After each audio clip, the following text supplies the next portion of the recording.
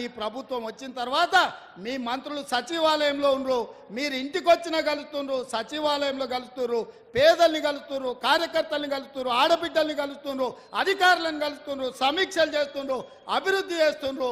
5 ఏళ్ళు మీ ప్రభుత్వాన్ని కాపాడే బాధ్యత మాది అని బీఆర్ఎస్ ఎమ్మెల్యేలు వచ్చి అందరు నాకు కలిసి చెప్పిపోతున్నారు. ఒకవేళ నేను అనుకుంటే గేట్లు తెరిస్తే కేసీఆర్ నువ్వు నీ అల్లుడు నీ ఇంటోళ్ళు తప్ప మొత్తం కాంగ్రెస్ పార్టీ కండువ కప్పుకొని ఇందిరమ్మ రాజ్యాన్ని కాంగ్రెస్ ప్రభుత్వానికి అండగా నిలబడతారు. ఇవాళ మన మిత్రుడు వెంకట్రావు గారు కూడా ఇక్కడికి వచ్చి మనకు మద్దతుగా నిలబడ్డాడు. అంటే మేము మర్యాదపూర్వకంగా రాజకీయ నీతిజ్ఞతో ఇవాళ రాజకీయాలు చేయాలనుకుంటున్నాం. మీరు మా ప్రభుత్వాన్ని పడగొట్టాలనే కుట్ర మోడీ కేడీ కలిసి చేస్తే చూస్తూ ఊరుకుంటామని అనుకోకండి. మాకు తెలుసు, లోతు తెలుసు, ఎత్తు తెలుసు, పెడితే ఎక్కడికి వెళ్ళుతో కూడా తెలుసు బిడ్డ. మాకు అనుకుంటురేమో మీరు అల్లా తప్పకు వచ్చిండు అయ్య పేరు చెప్పుకుండాని. బిడ్డ నల్లమల నుంచి తొక్కుకుంట ప్రగతి భవన్లో బద్దలు కొట్టి నిన్ను బజార్లకు ఇడిచి ఇందిరమ్మ రాజ్యం కాంగ్రెస్ ప్రభుత్వాన్ని తీసుకొచ్చినాం. అందుకే చివరిగా ఒక్క మాట చెప్పదలుచుకున్నా, మాతో గోక్కోవద్దు బిడ్డ, గోక్కున్నోడు ఎవడు బాగుపడాలి. చాలామంది ఇట్లే అనుకున్నారు, ఎన్నికల కంటే ముందు కాంగ్రెస్ ఏడుందని అన్నారు. ఇలా సన్నాసులకు చెప్తున్న మనుగూరు వచ్చి చూడు కాంగ్రెస్ ఏడుందో చెప్తారు. ఈ వేదిక మీద చూడుండ్రి, గా కింద మా కార్యకర్తల్ని చూడుండ్రి. మా కార్యకర్తల సప్పులకు మీ గుండెలు పగిలి సావాలి బిడ్డ. అందుకే మిత్రులారా, మా పాయం వెంకటేశ్వర్లు గోదావరి కరకట్ట నిర్మాణాల గురించి చెప్పిండు. మా పాయం వెంకటేశ్వర్లు గోదావరి వరద ముంపు గ్రామాల కుటుంబాలకు ఇండ్ల పట్టాలు ఇవ్వాలి, ఇండ్లు ఇవ్వాలని చెప్పిండు. సీతారామ ప్రాజెక్టుకు సంబంధించి ఇంకా కొంత అభివృద్ధి చేయాలని చెప్పిండు.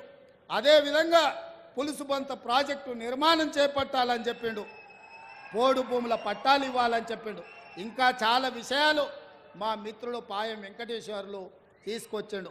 అందుకే మా పెద్దలు బట్టి విక్రమార్క గారికి, పొంగులేటి శ్రీనివాసరెడ్డి గారికి, అదేవిధంగా అన్న ఉత్తమ్ కుమార్ రెడ్డి గారికి ఈ ప్రాజెక్టులకు సంబంధించి అన్ని సవివరంగా సమీక్షించి వీటన్నిటిని చేసే బాధ్యతను కాంగ్రెస్ పార్టీ తీసుకుంటుంది. కాంగ్రెస్ పార్టీ ఇదంతా చెయ్యాలి అంటే మీరందరూ కాంగ్రెస్ పార్టీకి అండగా నిలబడాలి.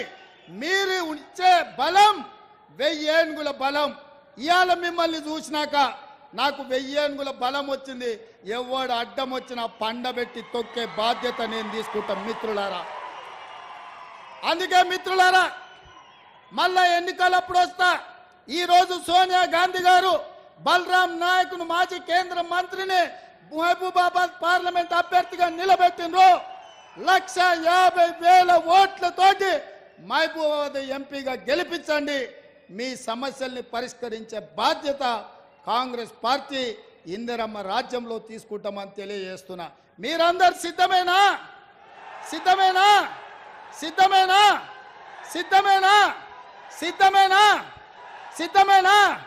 గట్టిగా, ఇంకా గట్టిగా, ఇంకా గట్టిగా కేసీఆర్ గుండెలు వలగాలి, ఢిల్లీలో మోడీ చెవులు బలగాలి. సిద్ధమేనా?